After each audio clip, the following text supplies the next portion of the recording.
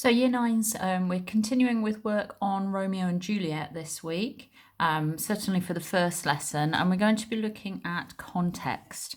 Okay, so as it says here, read through the information about context of the play and complete the activities on slides 15, 20 and 23 on paper or wherever you're working. If you're doing your work on PowerPoints or on Word documents, that's absolutely fine. So, need to get down today's date, the title, Romeo and Juliet, social and historical context, and the learning objective to understand when the story was set and how life was different then. So basically, as it says at the bottom, in other words, what was it like in Britain when the play was being performed? Okay. I keep going on about context. It's really important that we remember to include context when we're writing about any piece of literature. So let's have a look, starting off with beliefs then. People in Shakespeare's time believed in astrology, that a person's future was decided by the stars and the planets. Shakespeare, however, believed that people had free will and that they, through their choices, were in charge of their own fate. But you will see, whenever you read any Shakespeare works, lots of references to the sun, the stars, the moon, the planets, and we have to understand that that belief was really strong at this point, that was what ruled people's destiny and their future. What else did they believe then? At that time, there hadn't been hardly any scientific discoveries, and people thought that the Earth was flat. They also thought that the Earth was the centre of the universe and that the sun, moon and stars were the heavens that ruled human fate. As it says here in brackets, fate is almost like a plan of the things that are going to happen in your life. So it's almost like it was all planned out for you because of the sun, the moon and the stars. Because of this, the audiences at the time were very superstitious, and any strange occurrences, such as an eclipse, would have been classed as a sign from God.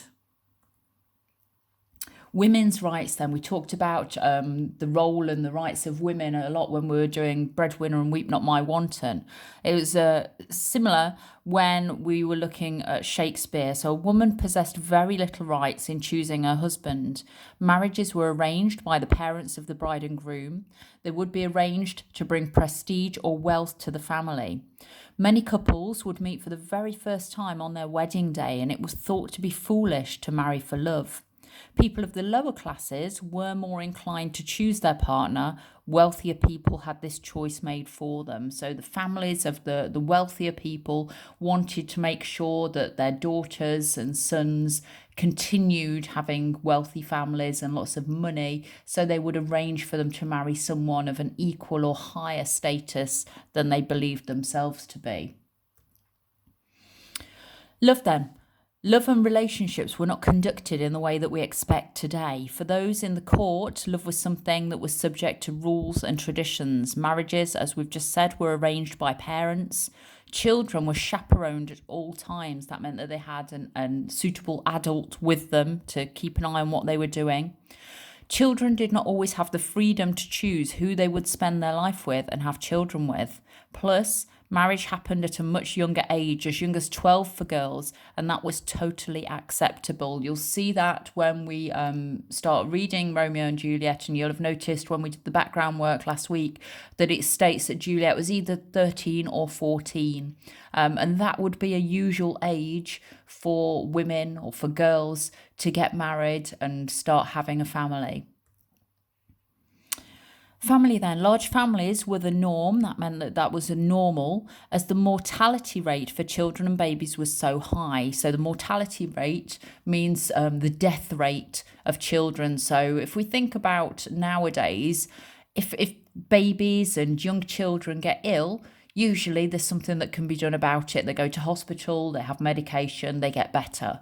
In the days when Shakespeare was writing, there wasn't a lot of medication. The hospitals and doctors weren't as they would be nowadays. And so there were a lot of children who died. And so people would have big families because children would die at an earlier age. During the Elizabethan period, great emphasis was placed on masculine loyalty and honour to kin. So that means that the males in the family had to remain faithful and loyal to their family and their relatives. Elizabethans lived in a patriarchal society. We've come across that before when we were doing Breadwinner and Weep Not My Wanton. Men were at the head of the household. The father of the household had to give his consent before a marriage could take place. Okay, so you had to have your father's permission before you could get married, regardless of your age. Bit more about family then. Many Shakespeare plays show conflict between parents and children. You will see that when we go into a bit more detail with Romeo and Juliet. And when we did Midsummer Night's Dream last year, you'll have seen the conflict between the parents and the children.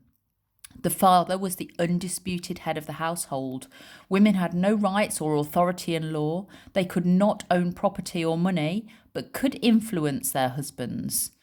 Children were regarded as property and could be given in marriage to a suitable partner, often a political or financial transaction to secure and retain wealth. And in high society, children were often raised by a wet nurse and did not have a strong bond with parents. So as we've seen in the work that you've done on Romeo and Juliet already, nurse is a very prominent character. She's sort of like people nowadays might have a nanny, but the parents didn't have an awful lot to do with bringing up the children. They didn't have the nurse or the nanny because they were too busy at work or anything like that to look after the children. It was just that they felt it wasn't their role. It was the job of the nurse. So she's not a nurse in a medical sense. She's more of a nanny type figure, bringing up the child. Elizabeth I then. Queen Elizabeth I was on the throne when Shakespeare was writing Romeo and Juliet in 1591. She's England's second ever queen, but never married. If she had, she would probably have lost all her power to her husband. So even the queen, even though she's the ruler of this country, she would have still lost her rights, her power, if she'd married. So she reigned from 1558 to 1603, and then James I came after her, and he was 1603 to 1625. So the court then. And we can see a hierarchy here. That means the way that the court was put together. So king and queen were obviously at the top, princes and princesses, and underneath that, dukes and duchesses, and then knights and ladies. And it says in the tradition of Renaissance society, men were higher than women. So men always outruled the women. England was a very proud nation. Elizabeth I was an extremely strong queen, as she wouldn't tolerate her enemies. In 1587, she had Mary Queen of Scots beheaded for treason, and her powerful navy managed to defeat Spain in battle. Both of these actions had been caused by religion. Punishment then. Punishment for crimes was extremely harsh. Serious felonies, that means crimes such as murder, involved public hangings. Less strict punishments could include banishment or exile, like we see with Romeo, and he got banished from Verona to Mantua, so he had to move away from where he lived, away from where his family and friends were, to somewhere completely different. The offender would be forced to live outside of the city and protection of the law. A sentence of banishment would often be for life. So it's not like nowadays if you go to prison and you might get 2 years in prison or something like that. If somebody's banished in the days when Shakespeare was writing, then they would never be able to return to where their family and friends were. And as it says here, public brawls were common. And at the start of Romeo and Juliet, it starts off with the two families brawling. Brawling means fighting. So the two families, not the actual members of the family, but their friends and families and servants and all the people linked with them will be fighting in the streets. Religion in Britain then. Henry VIII, who was Elizabeth I's father, had created a strong Protestant church that fought against the mainly Catholic Europe. At that time, the church was extremely powerful. For example, the way that you lived your life was determined by the church and their expectations. Elizabethan people were extremely religious. The two major religions in Elizabethan England were Catholic and Protestant faiths. As far as records go, there's no sign of divorce during the Elizabethan times, and weddings were a religious ceremony conducted by a minister. So here's our first activity that you're going to do. So you're going to be copying out these 4 bullet points and then just filling in the gaps about religion with the words that are at the bottom. So Romeo and Juliet were set in a something society with a strong belief in damnation for mortal sin. It was a very something period. Second bullet point, something and bigamy were both considered to be something sins. Third bullet point, something was writing following the Reformation. This was when England became a Protestant something, having broken away from the papal control by something the eighth. Fourth bullet point, going against your family was seen as something God. Okay, so have a go at filling those gaps. The answers are on the next slide. So Romeo and Juliet were set in a Catholic society with a strong belief in damnation for mortal sin. It was a very religious period. Suicide and bigamy means being married to more than one person at the same time, were both considered to be mortal sins. Shakespeare was writing following the Reformation. This was when England became a Protestant nation, having broken away from papal control by Henry VIII. And going against your family was seen as betraying God. Suicide then, we mentioned about suicide, that being a mortal sin. Christians believed that suicide was a mortal sin. In the Elizabethan times, suicide was considered the worst crime that could possibly be committed. They believed that life was given by God and so sacred.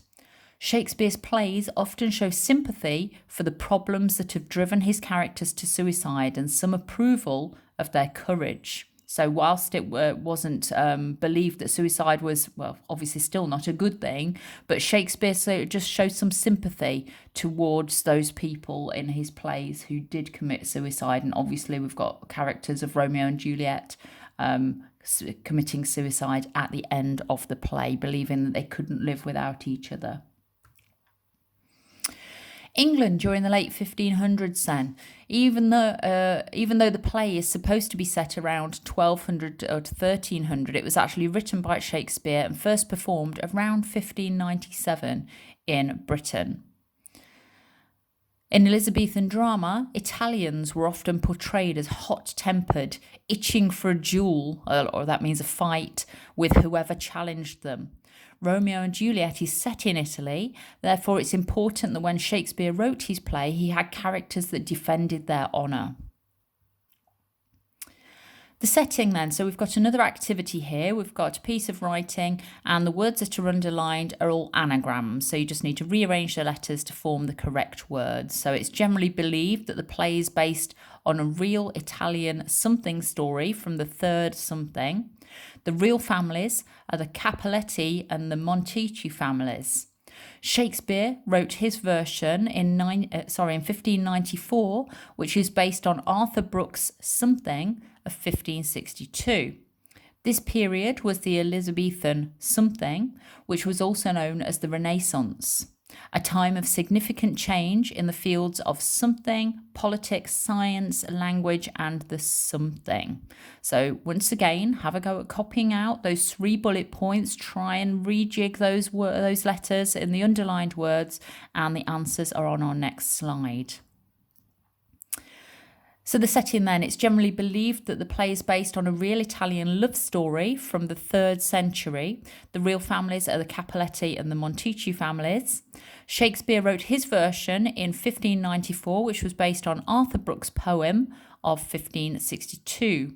This period was known as the Elizabethan era, which was also known as the Renaissance, a time of significant change in the fields of religion, politics, science, language, and the arts. Context recap then, some of the main points which we can take from what we've been learning about here. In Shakespearean times, England was a patriarchal society. This means that men were in charge, so they're dominant, and the women did what the men told them to, so that means they're subservient. That means someone telling you what to do. A woman would be the possession of a man, first her father, then her husband. Fathers decided who their daughter would marry. This would often be a decision based around wealth. The father could try to get his daughter married to a wealthier family to make themselves more powerful. People had lots of knowledge about Roman gods and goddesses and lots of interest in nature. Shakespeare wrote 37 plays between 1592 and 1613. These were categorized as histories, comedies, and tragedies. Romeo and Juliet was written in 1595 and is a tragedy. So what I'd like you to have a go at doing now then is a task based on context. I want you to write your own 10-point summary of the context of Romeo and Juliet using the information that you've learned so far in this lesson. So you could use some of the bullet points from that previous slide to help you. And what I'd like you to do is just put 10 bullet points down of things that you've learned about the context, so the time in which this play was set and when it was performed and how life was different then. And as I put at the bottom here, send me an email showing me the 10 points that you've learned about the time in which Romeo and Juliet was set. That can be a photo of the work that you've done, a photo with the 10 bullet points on it. It can be a Word document. It's entirely up to you. You might even do a PowerPoint, but I want to see 10 points that you've learned about the context of Romeo and Juliet. Okay, well done. Off you go.